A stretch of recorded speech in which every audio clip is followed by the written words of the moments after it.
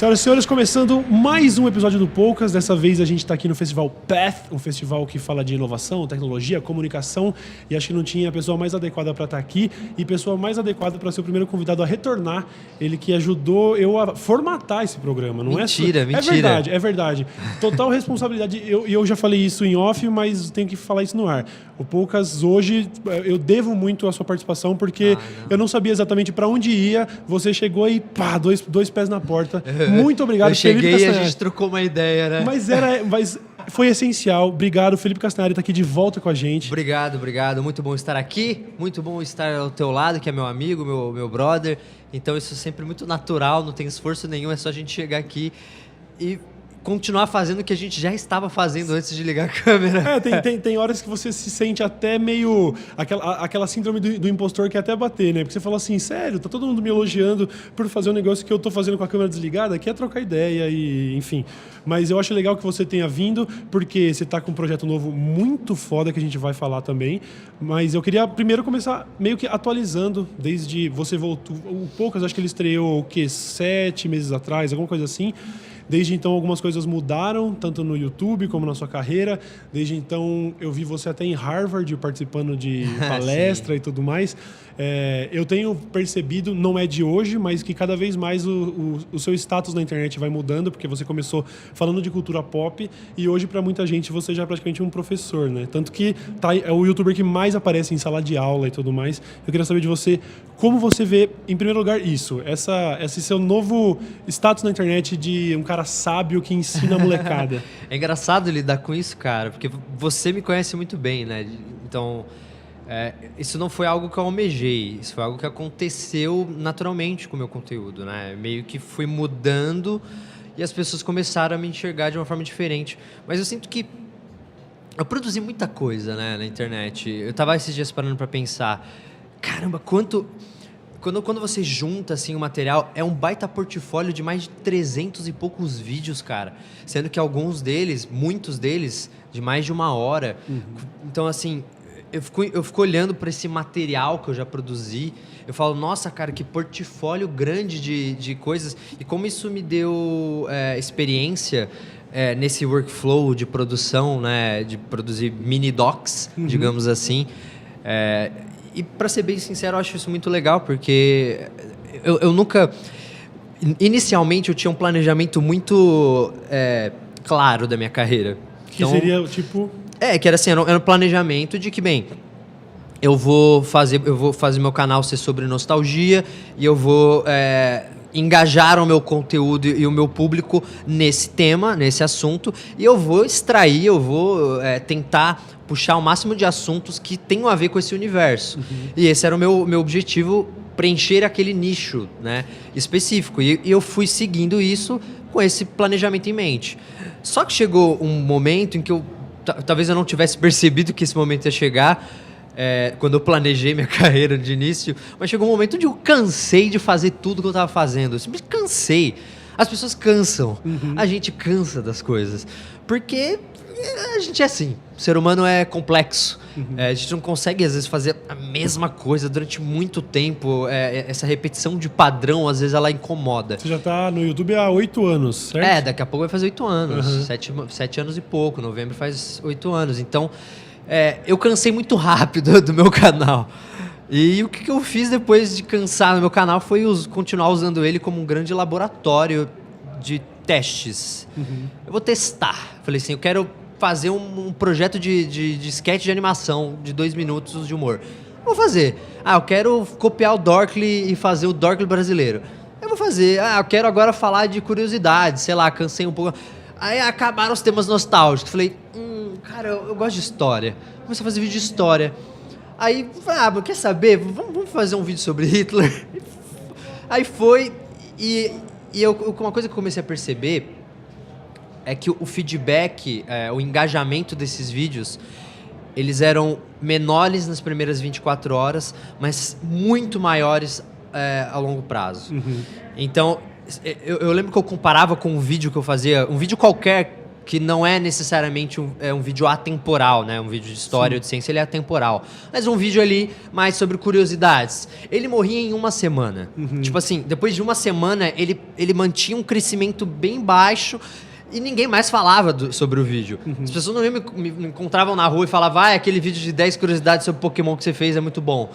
Mas quando eu comecei a fazer os vídeos de história, o feedback mudou assim de um jeito. Foi bem próximo com a onda dos vídeos do Michael Jackson, do Freddie Mercury, dos Beatles, que eram vídeos realmente que eu falava assim, deixa eu fazer direito, deixa eu contar cada aspecto do que eu preciso contar. E foi indo, cara, foi indo e virou uma coisa maluca de tipo, da galera começar a passar meus vídeos em sala de aula. E aí eu lembro de tipo, uma professora mandar uma mensagem pra mim. E foi muito engraçado, porque eu sou uma professora do colégio tal, de tal lugar, eu não lembro exatamente de onde que era o lugar, mas ela falou de onde que era, né, o nome dela. Eu sou professora, ela falou o gabarito dela, né, quais que eram os diplomas que ela tinha, a capacitação que ela tinha para lecionar.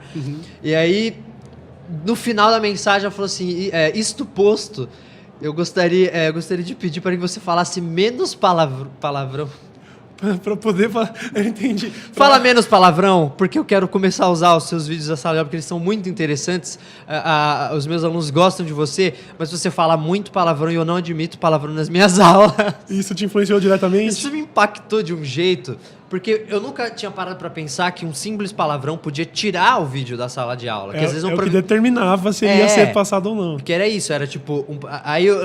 outra vez, um outro professor falou assim, eu gosto muito dos seus vídeos, eu passo em sala de aula, só que eu baixo ele antes e censuro os palavrões. Eu pensei nisso, ela poderia fazer uma versão bipada e daria certo. Teve professor que fez isso. Aí eu falei assim, nossa, o que o palavrão tá adicionando ao vídeo que se eu tirasse mudaria alguma coisa? Nada. Nada. Tipo assim, não mudaria nada.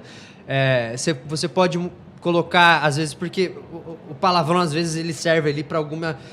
Quando você não consegue achar outra expressão que represente tão bem quanto palavrão ali, o que você quer demonstrar.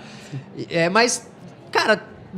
às vezes dá pra você trocar por alguma coisa, sabe? Às vezes você não pode usar você não precisa usar um palavrão tão esdrúxulo. Você pode usar alguma coisa mais leve, que também dá a sensação. Então eu tirei, assim, eu falei, não, quer saber? Não faz sentido. Eu comecei a tirar e um total de 0 pessoas perceberam. Não é como se fosse... no seu conteúdo não faria diferença. Se eu tivesse feito isso em certa época, as pessoas iam perceber. Era a parte da parada. O seu era era um tempero. Era um tempero que não... fez diferença pra ninguém, assim. Na verdade, no final das contas, o que fazia diferença era o conteúdo. Sim. Não o se eu falava palavrão. Eu adorava levantar a bandeira do não, eu não posso parar de falar palavrão, porque... você teve uma resistência? Eu tive resistência, porque eu achava que fazia parte da minha linguagem e um dos motivos pelo qual as pessoas gostavam era porque eu falava palavrão, criava um linguajar informal. Mas bullshit, nada a ver. Não tem nada a ver, ninguém percebeu, foi ótimo, porque aí acho que abrangiu mais o conteúdo. E foi aí que minha transição começou a rolar. Eu percebi que também com alguns vídeos estratégicos que eu fiz, eles deram um status diferente para minha imagem, assim, o vídeo dos candidatos políticos. Isso foi grandioso, foi um vídeo muito importante, assim, porque eu sinto que ele foi um trabalho, um serviço para a população, sim. Não só para minha audiência. Esse vídeo atingiu muitas pessoas que não são meus fãs. Então, eu acho que esse vídeo foi um vídeo importante, o vídeo das fake news, esses vídeos explicando política também, explicando os 3 poderes, falando sobre corrupção, explicando as maneiras que acontecem a corrupção no sistema, né, no Brasil. Então, todos esses vídeos começaram a fazer, acho que as pessoas olharem para mim de uma forma diferente, né? Mas acho que até mesmo eu mesmo. Sim. Não, você realmente foi ganhando esse status de guru, né? Pelo menos de todo o público, mas é verdade. Você começou com os temas nostálgicos para uma pessoa da sua idade não são os temas nostálgicos para uma galera de 15 anos de idade. E mesmo assim, você conseguiu chegar neles, em todos eles.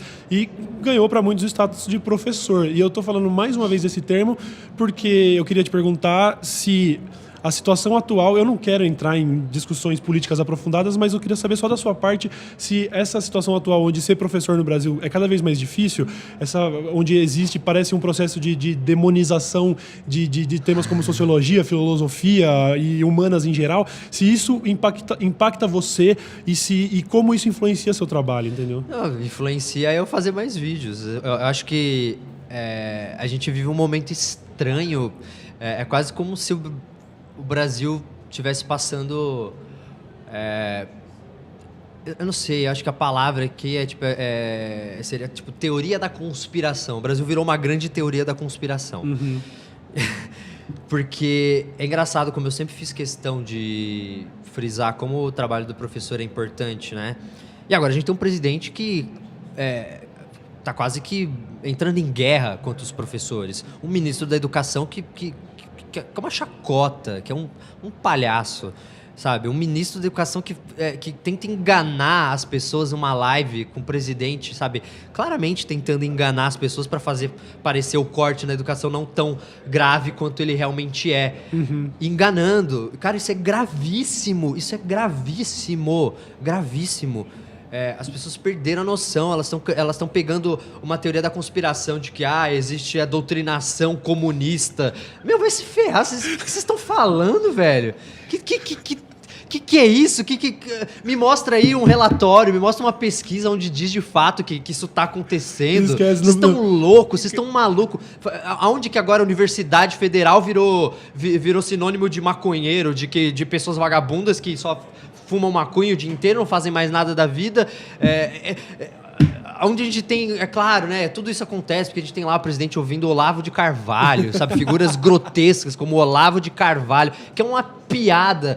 O cara é uma piada e ele acha que as pessoas levam ele a sério. Ele é só uma piada que tá todo mundo rindo e chorando. Eu tô rindo, mas ao mesmo tempo tô chorando. Sim. Porque esse cara indica ministro, velho. Como é que esse cara que tá tweetando sobre terra plana, sobre sabe? Cara, o que a gente tá vivendo? O que aconteceu com o Brasil, Distopia cara? completa. O que aconteceu com o Brasil? Completa. Será que as pessoas que votaram no Bolsonaro imaginavam em algum momento que isso ia acontecer? Eu acho que não. Acho que nem essas pessoas, talvez, iriam prever que isso ia acontecer dessa forma tão grotesca. Uhum, sim.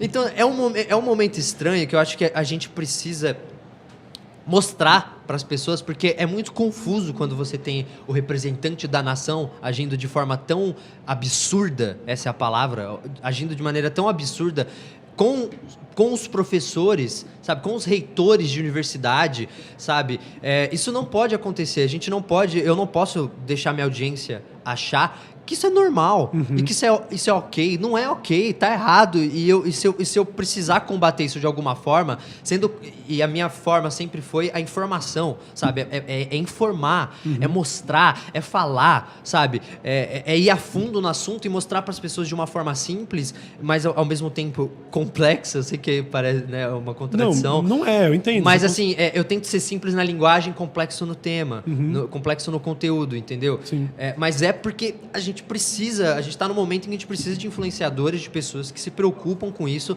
porque senão as pessoas vão perder a noção. Tipo, acho que não cabe só a nós trazer essa realidade, mas se você ligar lá no jornal das 8 e tá lá o cara falando um monte de asneira e as pessoas estão ouvindo e é isso, precisa ter alguém do outro lado para falar, peraí, opa, o que tá acontecendo, brother? Não é assim, não, peraí, isso daí não tá certo. E eu acho que a gente tem esse papel, cara. Sim, eu acho que vai existir momentos na carreira em que você pode considerar, o que é bom pra minha carreira e o que é bom, sabe, ideologicamente. E você pode ponderar, você pode pôr na balança. Mas nessa situação atual, não existe. Esse questionamento, eu acho que é uma questão até de caráter. Você tá vendo essas atrocidades sendo cometidas. Como eu disse, eu não ia me aprofundar nisso, mas já que você está à vontade para falar sobre isso, eu acho incrível. Coincidentemente, você acabou de soltar um vídeo sobre Einstein, que eu vi que está sendo massivamente elogiado e o cacete. Ontem o Olavo estava questionando Einstein mais uma vez, e o que eu achei mais absurdo é que tinha comentário de gente falando assim: olha lá, falou a palavra-chave, falou de Einstein, os comunistas já vão ficar putos. Eu fico completamente embasbacado. É um questionamento constante. Onde foi que virou essa chave e que planeta eu tô vivendo, velho? Não, cara, eu acho que é isso. Talvez a gente tenha uma falsa sensação de como a galera que parecia muito maior do que realmente de que essa galera representa talvez muitas pessoas que elas não representam. Então, assim, essa galera louca que, tipo... a gente tá vivendo uma época que a galera tá contestando Einstein. Meu querido, se você contesta o Albert Einstein, desliga a droga do seu GPS. Desliga agora. Não usa o seu GPS. Porque se você usar o GPS e ainda quiser contestar a droga do Einstein, você é um hipócrita. Porque o GPS só é possível graças ao Einstein, tá? Micro-ondas também, tela de cristal líquido também. Tudo que você usa aí na droga do teu celular, tudo isso, boa parte disso, veio por causa do Einstein. Então vamos assim. Você quer ser louco, você quer ser lunático, tudo bem, mas não vamos ser hipócrita. Vai lá ser lunático, joga teu celular fora, não usa mais GPS. Seja fiel ao conceito de negar Einstein, entendeu? E é bizarro, porque é só falta de conhecimento. É só isso que é falta de conhecimento. As pessoas... você vai lá, pega um tweet solto de que o Einstein foi perseguido pelo FBI, foi perseguido pelos nazistas, logo era um comunista. Lógico, O né? Einstein foi um grande pacifista. Um grande pacifista. E ele era judeu, tá? Nasceu na Alemanha e era judeu. Albert Einstein. Olha só, pasme. Mas se ele era alemão e era, então provavelmente, já que o nazismo é de esquerda, então provavelmente ele era um comunista mesmo. Óbvio, né? É óbvio que o nazismo é de esquerda.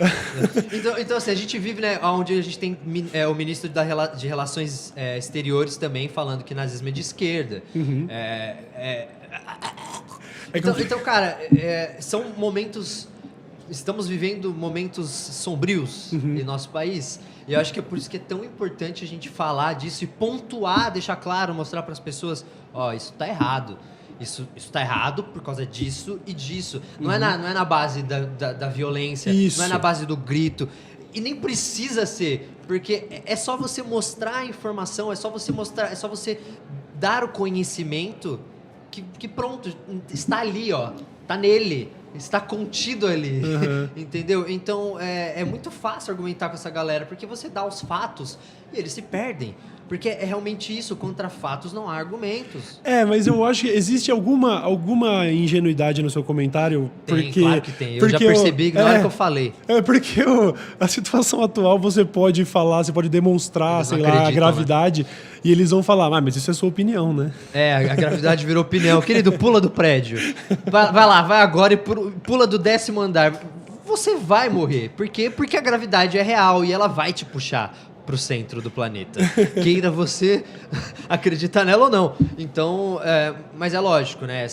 Existe um certo fanatismo, né, numa galera que não importa, você pode querer mostrar, você pode mostrar um vídeo ali, aquela coisa, a gente vive numa época em que o pessoal também contesta se o homem foi até a Lua. Sim. Isso é um debate sério entre as pessoas. Eu não acredito. A pessoa vai lá vai para os Estados Unidos e menciona que você não acredita que o homem pisou na Lua. As pessoas vão olhar para você e vão dar risada, porque elas viveram o contexto da corrida espacial. E elas sabem... Astronautas morreram com o ser humano tentando... Pessoas morreram, sabe? Famílias foram destruídas com o ser humano tentando ir para a Lua. Então, assim, isso não é algo que você apaga, isso não é algo que você nega, entendeu?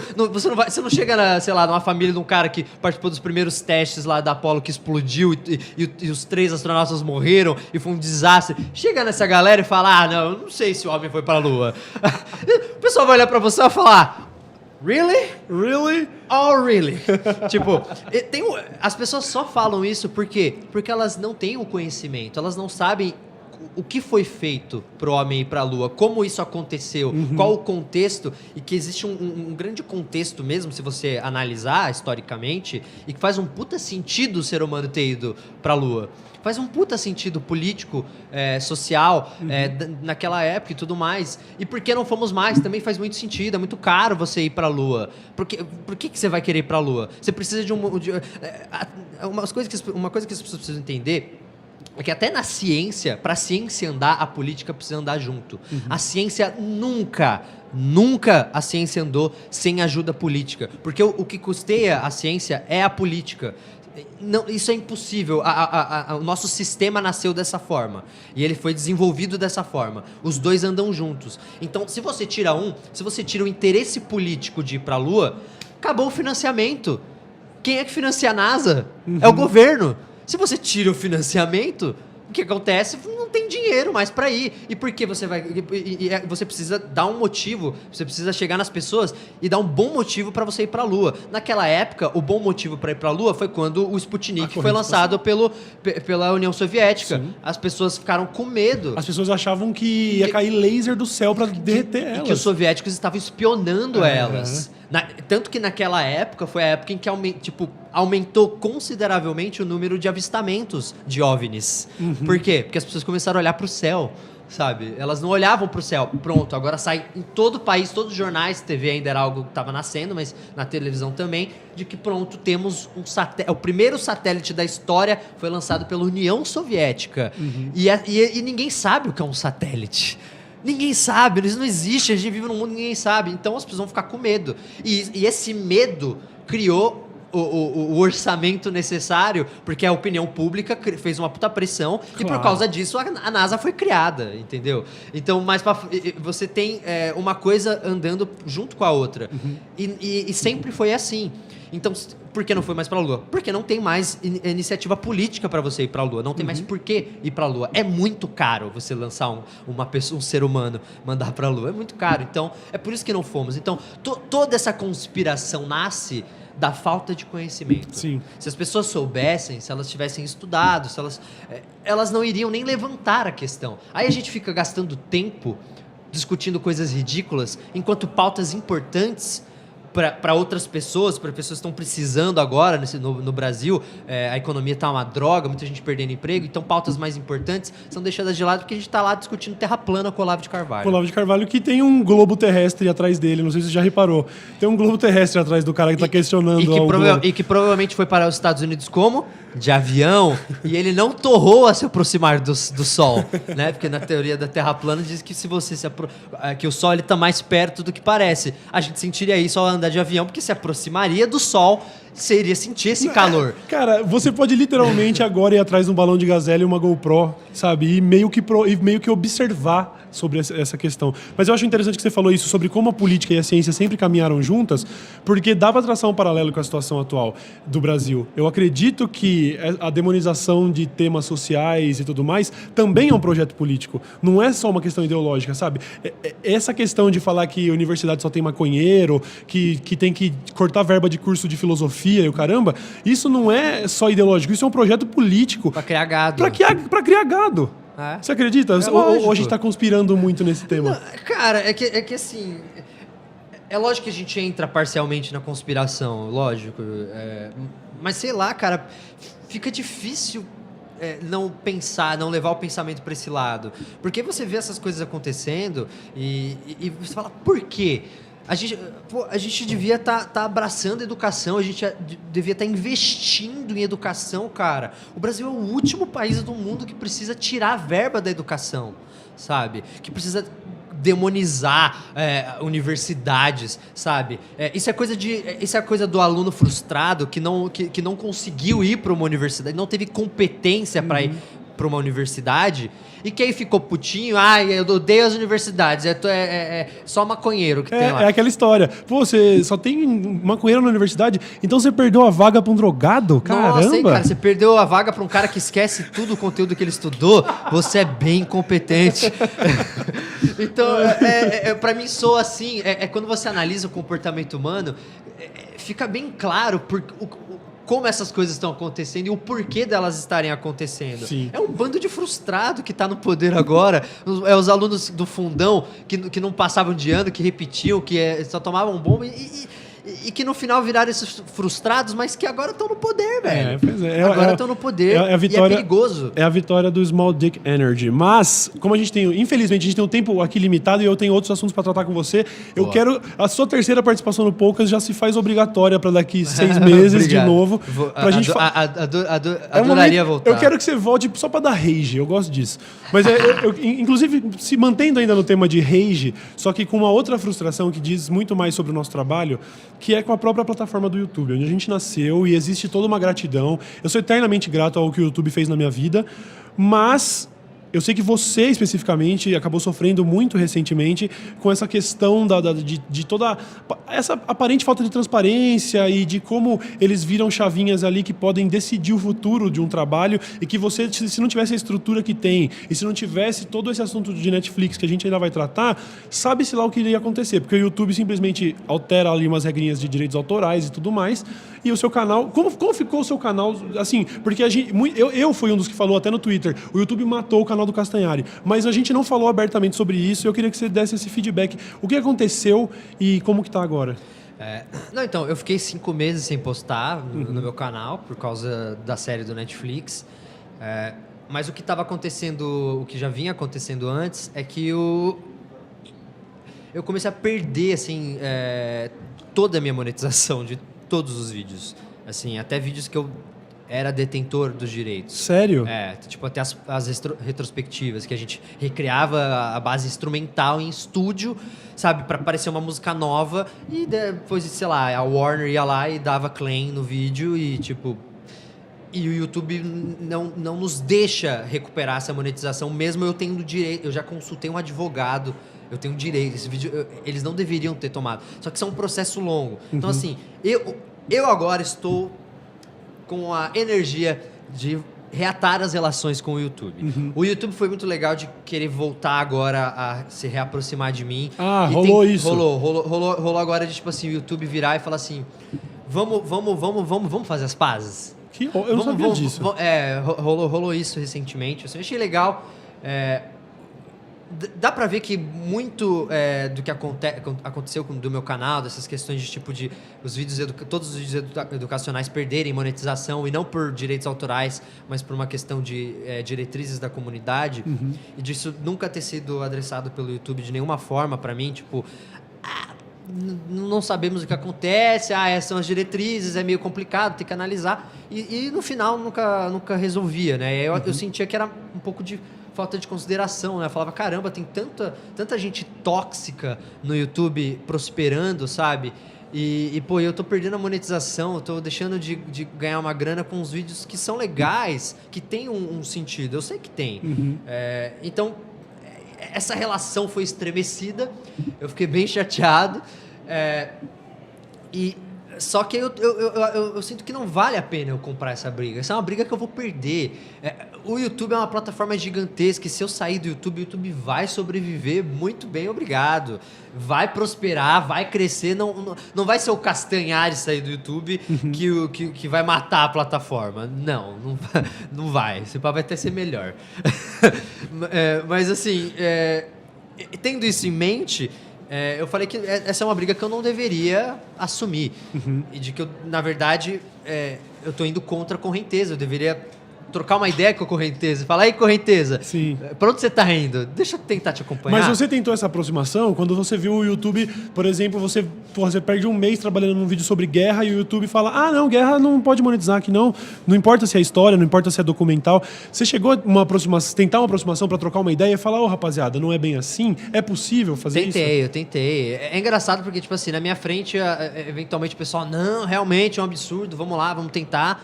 Mas aí quando acabava assim, passava uma semana e eu aguardando a resposta e vamos lá, e aí sumiu.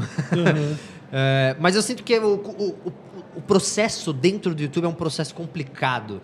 E as pessoas às vezes não se conversam.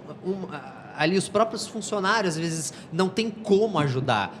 Às vezes eles querem, por exemplo, a Manu lá do YouTube é uma fofa, sim, sempre querendo ajudar. E ela tenta ajudar, mas às vezes tem coisas que fogem né? Não, eu imagino, é um volume muito grande de coisa sendo feita. Eu só achei que realmente a sua saída, quer pegar uma? A sua eventual saída da plataforma não ia matar o YouTube, mas você era um dos canais mega relevantes, com temas extremamente relevantes, e eu acho que deveria ter rolado uma aproximação antes de virar qualquer chavinha e mudar a regra de direito autoral. Não custa dar uma ligada pro Castanhari e falar, Castanhari, daqui 3 meses vai ser assim, vamos se programar, vamos pensar num plano. O YouTube poderia ter te pagado um salário para continuar fazendo. Não custa absolutamente nada pro Google te manter na plataforma e ainda que sua saída não matasse a plataforma, com certeza isso é um grande revés, uma grande perda. Mas a gente sabe que YouTube é uma empresa. Pois é. E pensando como uma empresa, eu sou só mais um ali dentro. E, mas ainda assim, Castanhari, pensando como empresa, você pega qualquer patrocinador grande, você acha que é uma Coca-Cola da vida, ia se incomodar de que os anúncios estão aparecendo ali no vídeo que o Castanhari fez um documentário sobre a Segunda Guerra, hein? Tira. É claro que não, isso não é a vontade do cliente, é a plataforma agindo de maneira errada. A plataforma... eu acho que o YouTube tá querendo consertar, acho que eles estão com um VP novo agora, uma VP nova, inclusive, uma mulher. Legal. E acho que ela tá engajada, assim, em restabelecer essa relação. E eu vou tentar usar isso ao meu favor, né? Eu fiquei 5 meses sem postar, né, no meu canal. Como foi isso? Cara, foi terrível. Você... Assim, o máximo que eu havia ficado sem postar, sei lá, nos últimos 3 anos, um mês. Acho que um mês sem postar foi o máximo que eu fiquei. E aí agora você fica 5 meses, você dá várias sensações, assim, do tipo, nossa, quando eu voltar, eu morri, assim, né? Porque a gente tá tão acostumado há tanto tempo, tá, tipo, semanalmente aparecendo com conteúdo e produzindo, e as pessoas te vendo, que se você fica, sei lá, 5 meses sem aparecer, pras pessoas você morreu. Eu falo, nossa, saudades do Castanhari, tipo... De uma galera, eu comecei a ver já comentário de uma galera, tipo, falando, eu curti, eu assisti os vídeos do Castanhari, meio que no passado já. Nossa. E eu falando assim, meu Deus, como a internet, ela transformou o tempo numa coisa diferente. Total. De, tipo, onde 5 meses realmente tem a sensação de que é um tempo muito maior, né? Se você está acostumado a acompanhar a pessoa semanalmente com conteúdo, se ela para e fica 5 meses sem fazer nada, sim. Nesses 5 meses que ela ficou sem fazer nada, outras pessoas fizeram tantas outras coisas que, tipo, passou desapercebido. Você, nossa, é verdade, eu nunca mais ouvi falar, porque isso é muita informação, é muito conteúdo. Então, cara, foi estranho. Bati uma ansiedade, bati aquela coisa do tipo, nossa, eu vou voltar a postar e o YouTube vai matar meu canal. Porque, tipo, 5 meses sem postar. O último vídeo que eu tinha postado tinha sido a retrospectiva. Eu falei, nossa, Nossa, é tempo. Foi em janeiro. E aí eu postei o anúncio do Netflix. E eu senti que teve um efeito. Realmente, não tem como, cara. 5 meses sem postar algo vai afetar.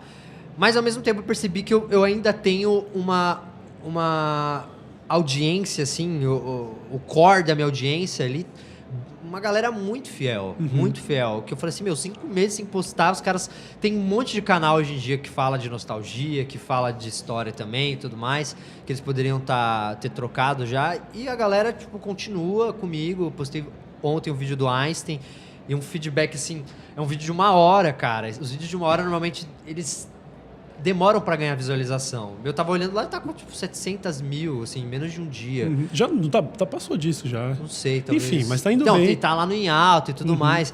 Aí eu falo, caramba, legal, as pessoas ainda gostam do meu conteúdo. Elas esperam. Eu tinha certeza que ia dar tudo certo, tanto que quando eu fui ver agora o anúncio do Netflix, eu não tinha visto porque já tava sabendo e tal.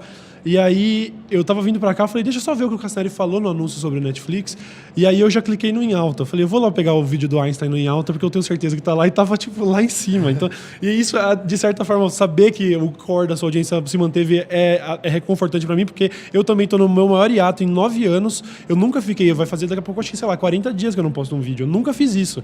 Eu tô no processo de reestruturação e com um constante sentimento de que já me esqueceram. Tipo assim, eu recebo diariamente, Cauê, acabou o giro de quinta, não sei o quê, mas é tão assim, tão migalhazinho que eu tô pensando, velho, já era. Já dá vontade de nem voltar mais, né? Tá ligado? Mas isso é escroto, né? Porque, por exemplo, é lógico que são trabalhos diferentes, de proporções diferentes, mas um ator de cinema, ele às vezes fica um ano, assim, sem aparecer. Uma banda demora 3 anos pra lançar o próximo álbum.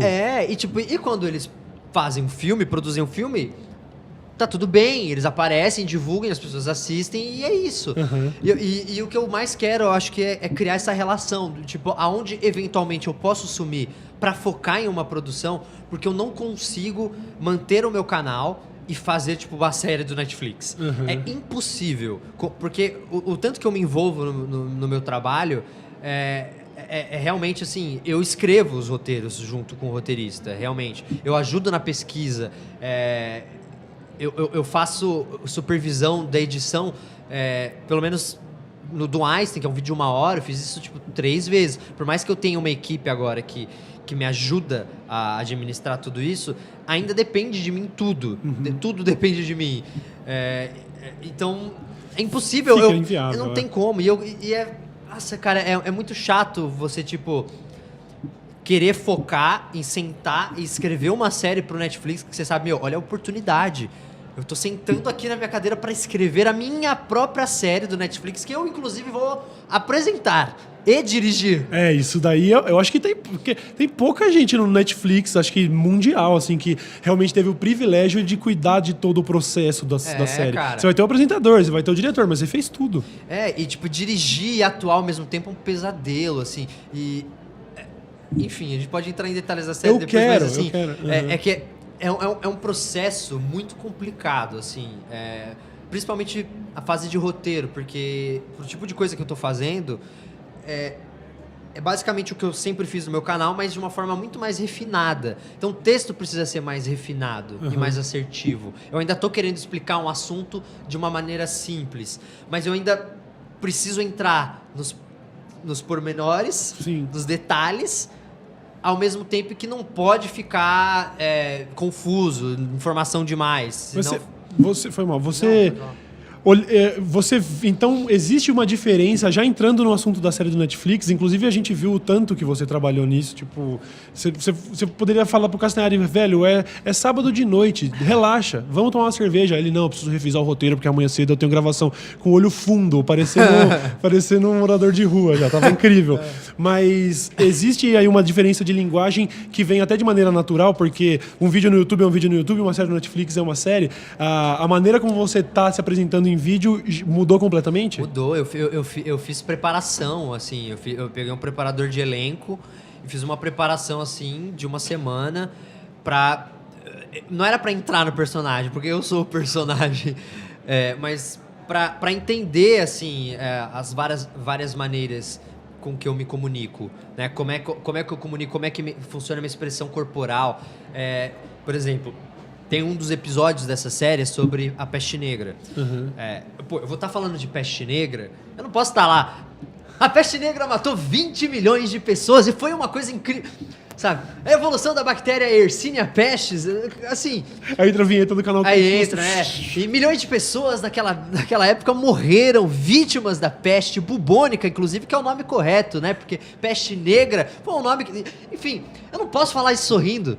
Fica estranho, eu tô falando de morte, eu tô falando de pessoas morreram. Então, eu preciso entender qual é a informação, falar de uma... E outra, o YouTube, ele tem uma velocidade que é um tom acima do Netflix.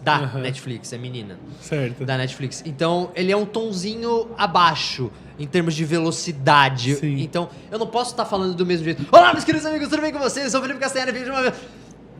O cara liga o Netflix uma vez eu acho que supõe-se que quem tá no YouTube tá lá pra ver vários vídeos e no Netflix você vai sentar e falar, vou ver a série do Castanhari. Então eu acho que o ritmo é natural que seja mais leve, né? Ele vai ser um ritmo um pouquinho mais devagar, até mesmo o meu ritmo, talvez as pessoas estranhem um pouco, mas assim, eu tô falando, eu tô contando histórias, às vezes falando de histórias terríveis que aconteceram na Idade Média, no caso no episódio da peste bubônica, e eu tenho que falar de uma maneira mais sóbria. Eu preciso falar, sabe, eu vou contar essa história, então tudo aconteceu no dia 34 de... Tem que ter um tom mais abaixo. Você ainda tá com o texto na cabeça, certinho. Porque eu escrevi...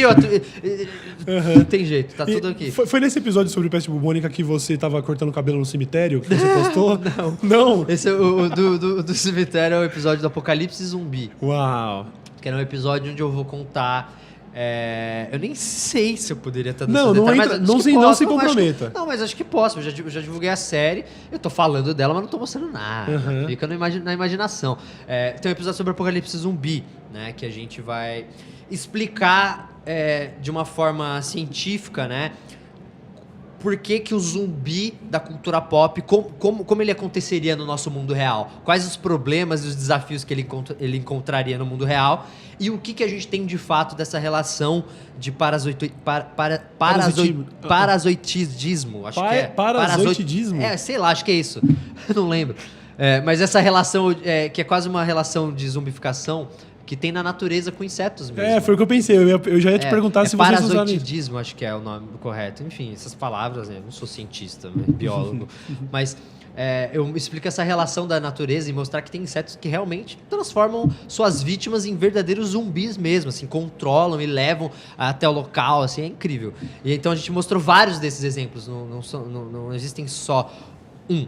Tem mais. E tem coisas muito interessantes. Muito interessantes. Muito interessante. E aí eu explico isso. E aí o cemitério, ele é uma externa cenográfica, digamos assim, na hora que eu tô falando do zumbi, ali, explicando a coisa do zumbi. Aí eu tô lá no cemitério de noite gravando. Velho, vocês conseguem entender a ideia? Ele não tava falando sobre cemitério, ele tava usando isso de cenário pra argumentação do episódio de zumbis. Não, mas esse é o mais simples, por exemplo. O da peste bubônica, eu fui pra um vilarejo que fica coisa de 500 quilômetros de Londres. E ele é um vilarejo que na época que começaram a ter vários surtos da peste pela Europa, esse vilarejo ele meio que se cercou, porque a população ali percebeu, um vilarejo muito pequeno, 700 pessoas, a média da população naquela época. E hoje é 660 e pouco, diminuiu. Certo. Um vilarejo pequenininho, o que eles fizeram? Eles perceberam que eles estavam com a peste bubônica, e o negócio da peste é que ela se espalhava muito rápido. Então, quando aparecia, o pessoal falava, ferrou, porque vai espalhar para todo lugar agora. Então, quando a peste aparecia num vilarejo ou numa cidade, as cidades em volta ficavam em choque. Falaram, ferrou, vai vir para cá, estamos ferrados. Então, assim que o vilarejo percebeu que isso ia acontecer, eles se cercaram, eles construíram primeiro uma barreira que era uma barreira física, mas uma barreira mais, como posso dizer, uma barreira só para delimitar aonde termina a cidade, para que outras pessoas não pudessem entrar. Então, eles se fecharam na cidade, e aí como que eles tinham contato com o mundo exterior? Eles precisavam comer. Como é que essas pessoas vão receber comida de outros lugares, né? Esse comércio precisa acontecer. Então, eles colocaram pedras em vários pontos da cidade com buraquinhos em que eles pegavam esses buracos, eles enchiam de vinagre e eles deixavam moedas lá. Então, a população ia nessas pedras, deixavam as moedas lá, nesses buracos com vinagre. Aí, pessoas de outros vilarejos passavam lá, pegavam essas moedas e deixavam comida na pedra. Uau! E aí, as pessoas iam lá e pegavam a comida nessa pedra. E aí, eu fui nessa pedra. Uau. Eu pego uma moeda, eu jogo na pedra. Não dá spoiler, não dá spoiler.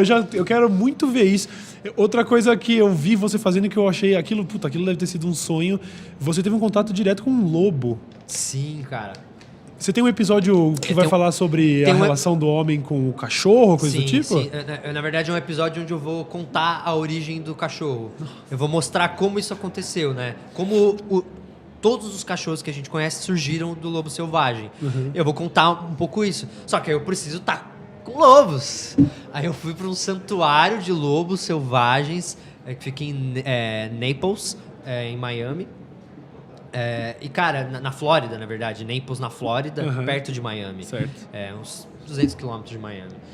E muito legal, cara, porque é um santuário mesmo, onde eles resgatam lobos selvagens. Tipo, por causa do Game of Thrones, a galera começou a adotar lobo, velho. Caraca. Mesmo, assim, por causa do Game of Thrones, assim, o pessoal adotava lobo. Só que lobo não é um husky. Assim, ele pode parecer muito com um husky, mas ele não é um husky. Um lobo cinzento é uma criatura selvagem. Então, o que acontecia? O cara ia lá, que legal, aqui um lobo, colocava na caminhonete, levava pra casa, meu lobo. E aí ele ia trabalhar, e o lobo ficava lá no sofá. Quando o cara voltava e sentava no sofá, o lobo atacava o cara, porque o sofá agora é dele, bro. o sofá agora é do lobo, sai daí. Não tem o que se conversar, o sofá agora é dele. E o lobo atacava o cara. Aí o que acontecia? As pessoas começavam a ficar putas com o fato de os lobos estarem atacando elas. Nossa, que pena, não é um cachorro. Eu coloquei um leão dentro de casa, é a mesma e ele coisa. tá me atacando. Então, aí elas muitas vezes machucavam esses lobos, ficavam com raiva, batiam, prendiam, maltratavam e eventualmente abandonavam eles. Longe da alcateia. Então, tipo, o lobo ele não vive longe da alcateia mesmo. Ele depende da alcateia pra viver. Se você tira ele da alcateia e joga ele num ponto aleatório da natureza, ele vai morrer. Caraca. Ele não consegue sobreviver. Então, esse santuário ia lá e resgatava esses lobos. Uau. Então, eles têm vários lobos. Eu fui lá e eu tinha que gravar com o lobo aqui, ó, no quadro. E existe uma maneira de você chamar a atenção do lobo, é com coração de galinha. Você tá zoando. E eu fiquei impressionado quando eu falei pro rapaz lá do Shy Wolf Sanctuary que a gente come coração de galinha. E ele ficou nojado. Você falou, o quê? Você come coração de galinha? Eu falei assim, eventualmente o coraçãozinho é bom. Ele, nossa, não. E ele deu pros lobos comer. Aí eles jogavam o coração de galinha na minha mão, os dois na minha mão assim. Aí eu ficava. Aí os lobos vinham. É lógico, a gente foi em um local onde aqueles lobos não eram tão agressivos. Na verdade, eles eram lobos-cão, porque parte do DNA ainda é de cachorro. A maior parte ainda é de lobo. Um lobo que cruza com um cachorro nasce um cão-lobo. Uhum. É um cão-lobo. Todos os lobos que eles resgatam, eles tiram a amostra de sangue e levam para laboratório para saber o quão puro o lobo é. E aí eles recebem do laboratório a amostra. E tem lobo lá que é 99% lobo cinzento. Esse 1% o laboratório nunca dá por umas questões lá. Mas tem lobos lá que são realmente 99% DNA de lobo cinzento. Um dos lobos que está nesse santuário viralizou no 9gag, porque a menina tirou a foto do lado dele e ele é gigantesco. O bicho é gigantesco mesmo, assim, ele é enorme. Mas é muito agressivo, assim, muito agressivo. Eu imagino. Tipo assim, ó, eu cheguei perto, velho. O bicho, assim, ele vai pra cima como se fosse me matar. Até porque acho que era isso que ele queria mesmo. Acho que era isso que ele queria. Mas eu fiquei. Não, desculpa, não tem nada a ver, um comentário bem idiota, mas eu fiquei pensando, um lobo cinzento desses, ele poderia cruzar com um pug e nascer um lobo pug.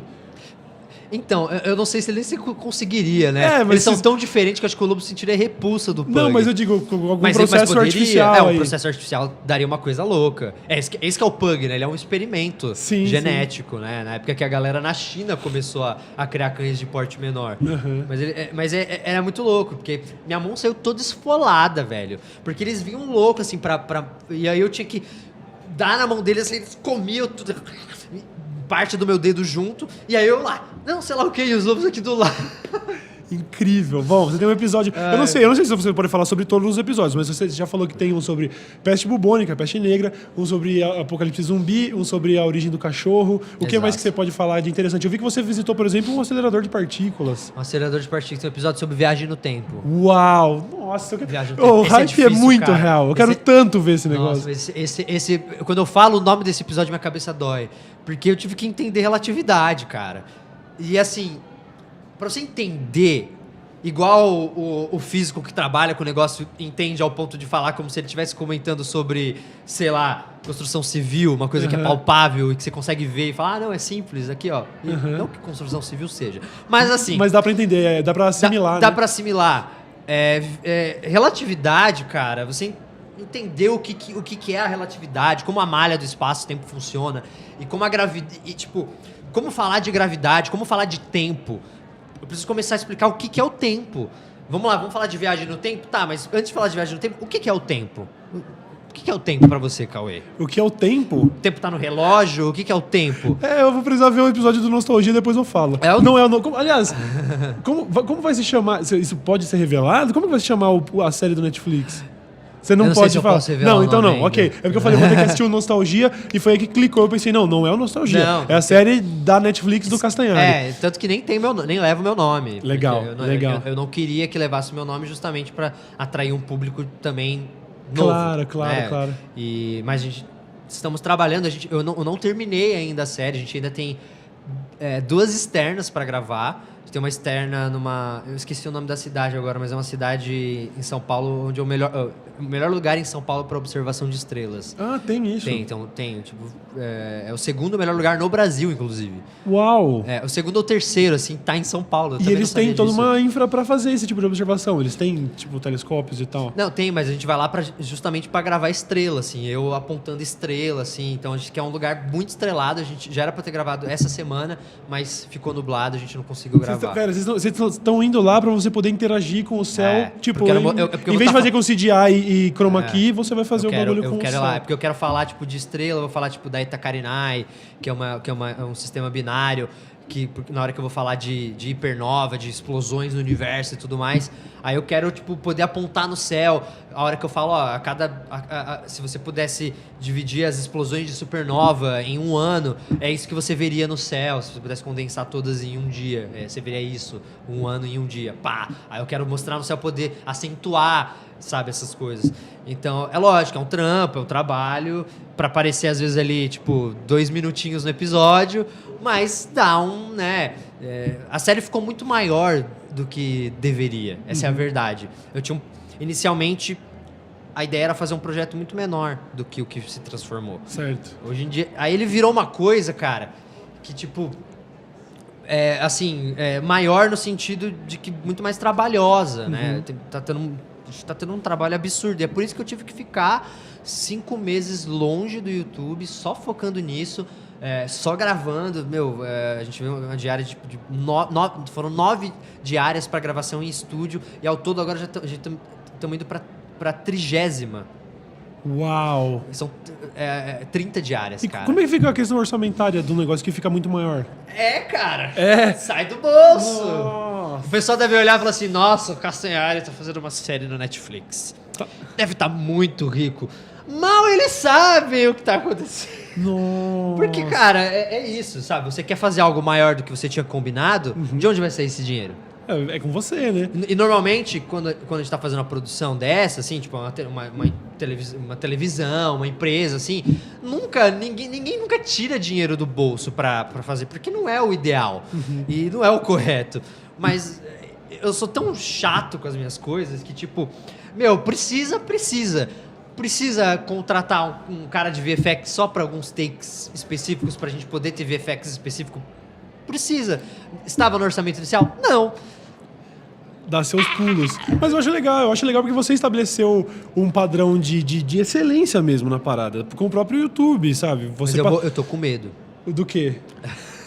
Com medo do feedback? Eu tô com medo porque as pessoas esperam algo Netflix. Porque quando o cara fala Netflix, ele pensa em House of Cards, ele pensa em Stranger Things, sabe? A pessoa pensa em Bright, grandes produções, The Crown. São grandes produções que aparecem no Netflix. E o Netflix, ele realmente ele ganhou um status de qualidade, assim, de uma empresa de qualidade que oferece um serviço incrível por um valor... Tu vira agora propaganda. Mas eu tenho medo um pouco dessa expectativa, de ser muito grande, Cassiano, e chegar na hora lá, a galera... eu achei que você ia estar na lua. Não. Sei lá... Ô, cara, aí, você tá me falando que você gravou com Lobo Cinzento, acelerador de partículas, você fez externa em cemitério, você fez episódios sobre viagem no tempo, você visitou lugares onde a peste bubônica devastou e tudo mais, e você tá preocupado com a expectativa das pessoas. Eu vou te dizer que a sua preocupação é infundada porque existe a imagem de que o Netflix faz um bom trabalho, mas antes disso, e aí eu vou falar como fanboy, existe também a percepção de que você já faz um bom trabalho. Então, se o seu vídeo fosse o Nostalgia Netflix, se você baixasse seus vídeos do YouTube e subisse no Netflix, tava já no padrão aceitável. Tava sim, eu tenho certeza que a audiência concorda. É verdade, Castanhari, é verdade. Não pra mim, não no que eu considero. Mas é isso que eu tô falando. O que você fez além do que você já fez, aí já tá atendendo essas expectativas, já tá, entendeu? Não, tá, vamos ver. Assim, ainda é um experimento no sentido de que é um formato que eu nunca fiz. E que, assim, é inspirado, por exemplo, em Mundo de Bikman, sabe? Tem outros personagens. A gente tem, por exemplo, o Bubarim, que também faz um personagem eu vi lá. ele fazendo participação incrível. Ele faz um personagem na série. Então, tem o Bubarim, tem uma outra atriz, a Lilian, também, que faz um outro personagem lá. Então, é uma coisa nova, assim, não é só o Castanhari falando pra câmera, nem poderia. Uhum. É muito difícil. E só a externa também não iria conseguir. A gente não ia ter orçamento pra fazer só uma série baseada em externas, onde eu vou pra todos os lugares que eu tô falando.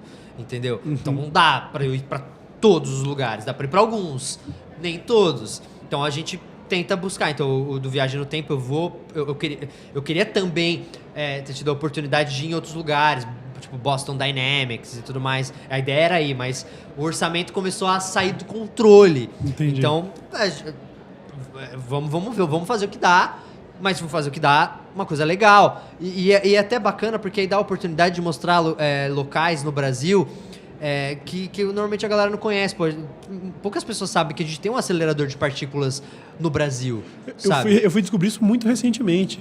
Totalmente leigo. Exato. Então tem um acelerador. Então é legal, eu vou lá, eu mostro o acelerador, sabe? Pô, é um local importante que pesquisadores do mundo inteiro já estão começando a se acomodar. Ele já está finalizando lá para fazer pesquisa com a luz sincróton. Então, tipo, isso é uma coisa foda, cara, que tem no Brasil.